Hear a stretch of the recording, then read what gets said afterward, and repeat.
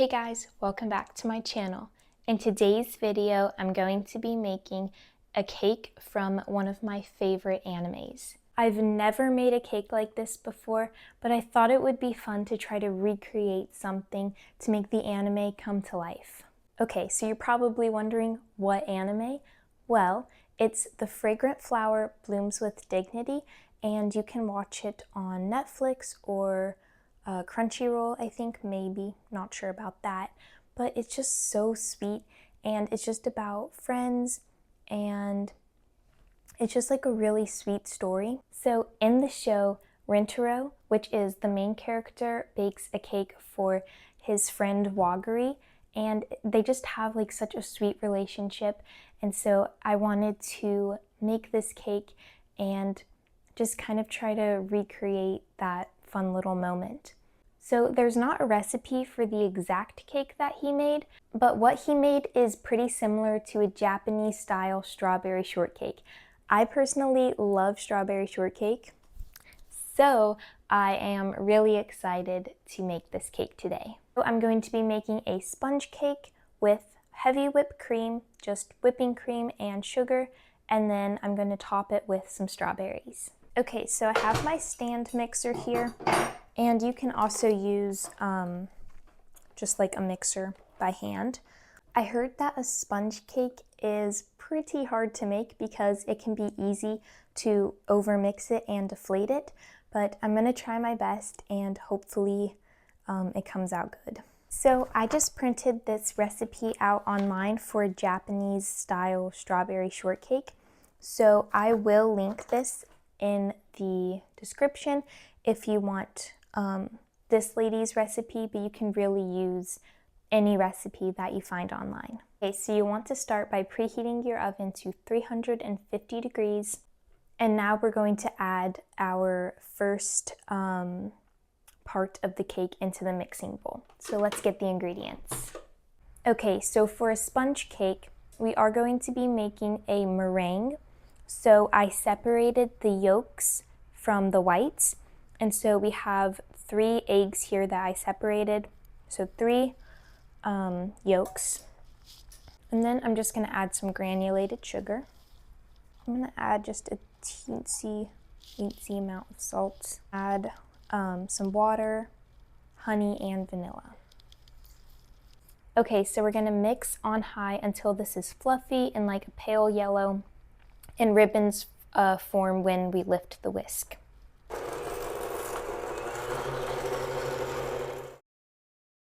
I actually did have to switch to a smaller bowl just so it would actually do it. This is the kind of texture that you want. You want it to just fall into ribbons just like that. Look nice and silky like that. So I'm going to clean the whisks, and then I'm going to set this aside, clean the whisks, and then we'll start on the meringue. So I know making a meringue can be pretty finicky, and hopefully I do not mess it up, but let's start on it. I decided to just clean the little bowl, and we're just going to keep using that for now. So I just have my egg whites. I almost forgot to put these back in. Great, and then I have some sugar that we're going to put in a little bit later. Also, I wanted to mention, I know that I usually make like healthy desserts and talk about having healthy habits, and something else that I did want to mention is, even though this might be considered unhealthy because it has sugar and dairy and other things like that, I truly believe in the 80-20 rule, which is just so much about balance and occasionally enjoying things like a cake or a hamburger or going out to eat and not feeling guilty. So I really believe that balance is what makes us happy, not overly eating unhealthy food or overly restricting ourselves from an occasional treat. Okay, so now I'm going to start slowly increasing the speed on this until it starts getting white and foamy. Once it starts getting fluffy, I'm going to add the sugar in 3 parts. Okay, you know a meringue is done when the tips are like pretty like nice and fluffy, but the tip kind of falls over a little bit. So as you can see, it's not quite done yet. But you also want to make sure that you don't overmix your meringue.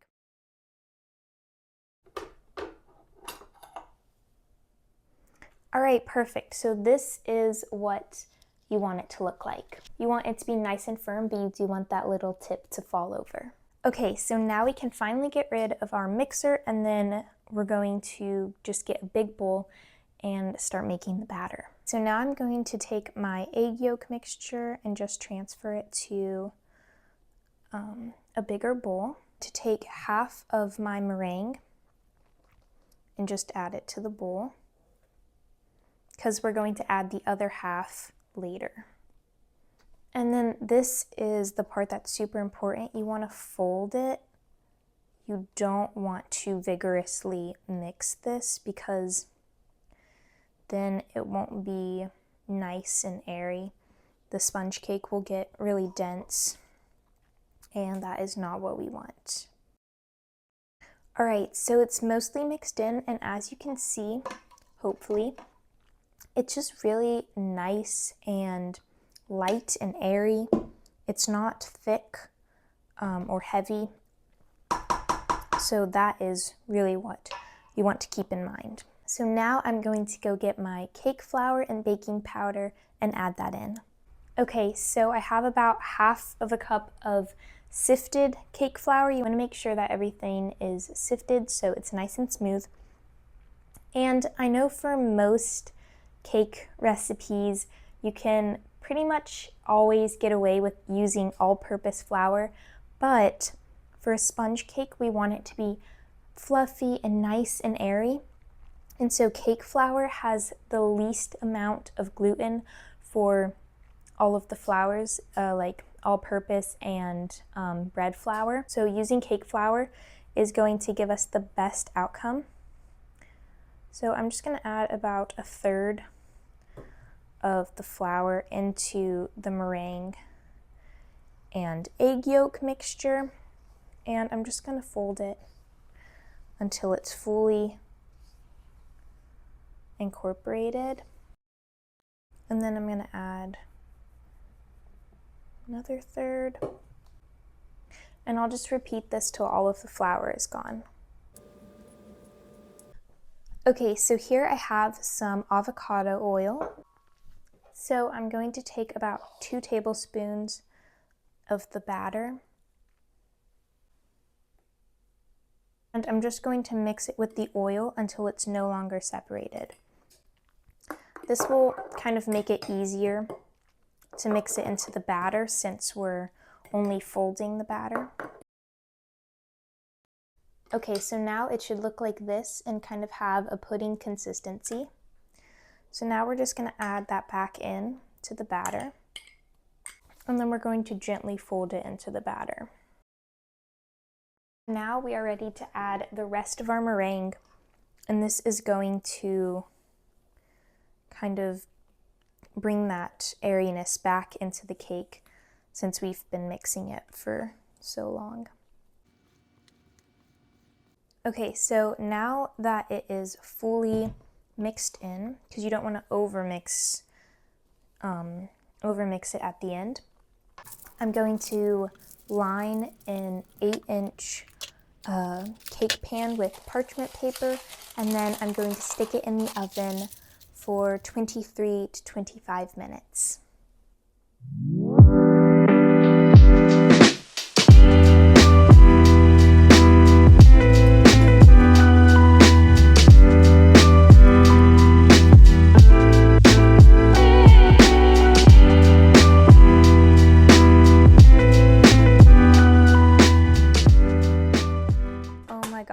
This looks so delicious and it smells absolutely amazing. So I'm just going to let this cool for just a little bit, and then I'm going to transfer it to a cooling rack and let it cool for about 30 minutes to an hour. until it is not warm to the touch anymore.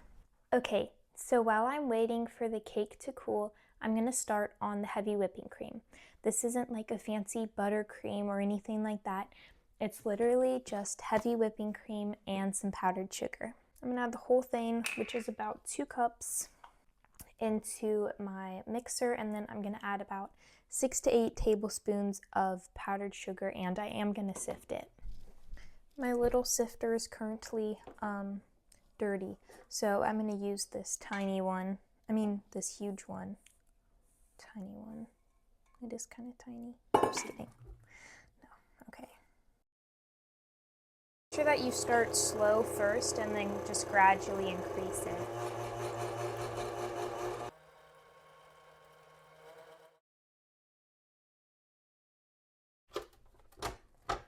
Whew, there we go. That is what I'm talking about. Right, this is perfect, and this is exactly what you want to see.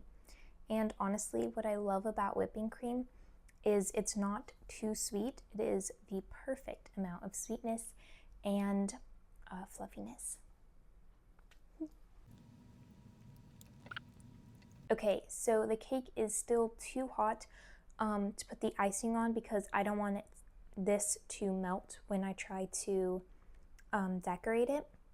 So I'm just gonna put some cling wrap over this and then stick it in the fridge until the cake is completely cool and we're ready to decorate it. Okay, so now we are finally ready to decorate the cake, and I am so excited. So I don't know if you can tell really, but the cake kind of got a little bit lopsided, so I'm kind of sad about that, but it'll be okay. So I'm just gonna go around the cake and put toothpicks in like halfway so that I cut the cake evenly. Forgot my mic there. Okay, even though it's uneven, I'm going to try my best because I have no idea why that happened, but sometimes things just happen.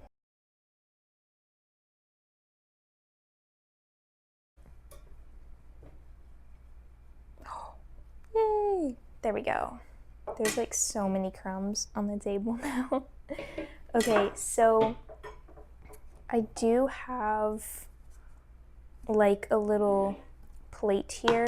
It is kind of going up on the sides. Hopefully I can still, hopefully it'll still be kind of easy to decorate. But I don't have one of these, but I would definitely recommend getting one of like those spinny things. But I think I have like a little Lazy Susan thing, so I'm gonna try to go find that and see if it works. This step is totally optional, but I do have just a water and sugar mixture here, and I'm just going to brush it on the cake on both sides, the top and the bottom piece. So I actually found it. That's pretty cool. So just something to spin it on. So excited. So now we are actually going to start putting the frosting on and the strawberries. Okay, so I have my frosting here, just some light heavy whipping cream, and then I sliced up some strawberries here, and that is going to go in the center. I have an offset spatula here. It's not like completely necessary, but most bakers use it and it does help. Okay, that's perfect, and that is what it should look like. So now I'm going to put the strawberries on top. I just cut these pretty thick, about like 1/4 of an inch, and I'm just going to place them on like that. Okay, perfect. That's what it looks like. Okay, so now I am going to add a little bit more cream to the top of this. So the meaning behind why Rintaro made this cake is actually really sweet, because his family owns like a cake shop, and when Waggery first went to his family's cake shop, she had like a sponge cake. I'm not sure if it was a strawberry sponge cake, but she just mentioned in the anime how it made her feel like it comforted her and how it made her feel happy.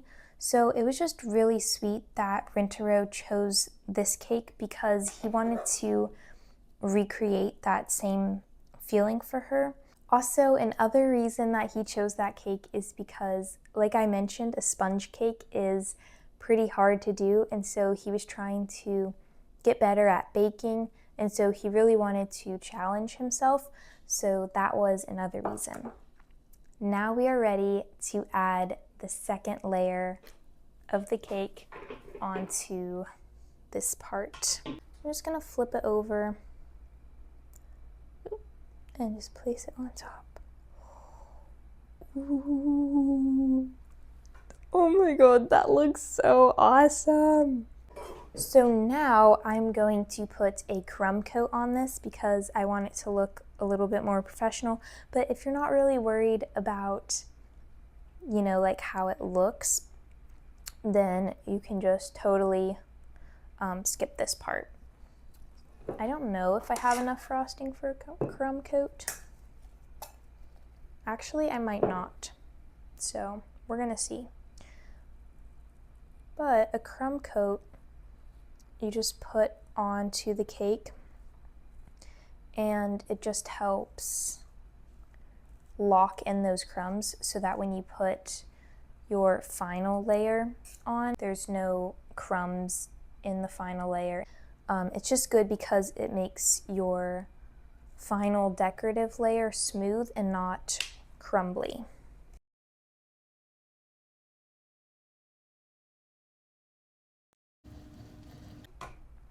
So now I'm gonna go stick this in the fridge for like 15 minutes to make sure that it gets completely cool and we have a nice crumb coat on there. So it's been about 10 minutes and now I'm ready to add the final layer and decorate it with strawberries and everything, but hopefully I have enough. I'm like kind of scared, but I think it will be good.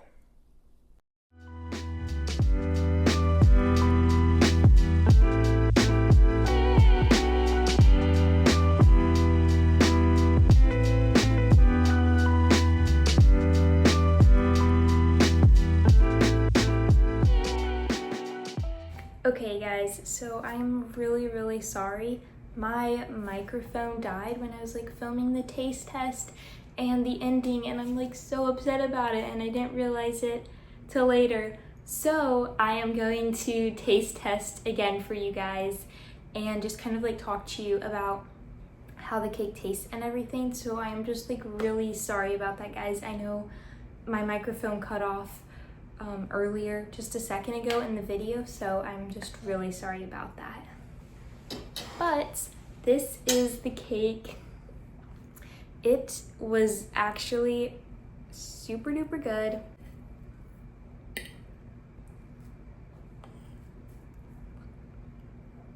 It was so good. Perfect still.